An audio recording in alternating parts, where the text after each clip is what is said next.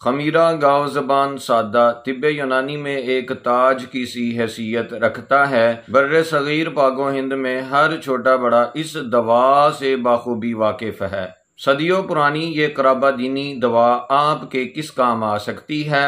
السلام علیکم۔ سید محمد محب النبی یوٹیوب چینل دواخانہ حمیدیہ پر ایک نئے موضوع کے ساتھ آپ کی خدمت میں حاضر ہے۔ سال ہر سال سے طب یونانی میں کروڑوں مریضوں کے لیے شفا کا سبب بننے والی اس دوا یعنی خمیرہ گاؤ زبان سادہ کو آپ کب اور کس طرح استعمال کر کے اس سے فائدہ حاصل کر سکتے ہیں، یہ بتانے سے پہلے آپ سے درخواست ہے کہ آپ اس چینل کو سبسکرائب کریں، بیل کے بٹن کو دبائیں، ویڈیو کو لائک اور شیئر کر دیں۔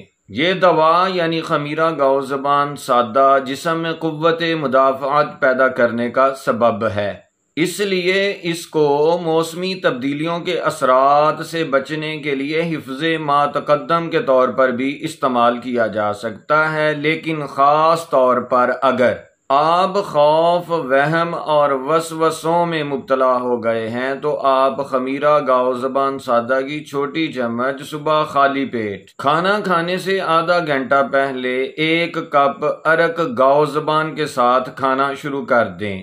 کچھ عرصے تک اس دوا کو متواتر جاری رکھیں، انشاءاللہ یہ آپ کو مایوس نہیں کرے گی۔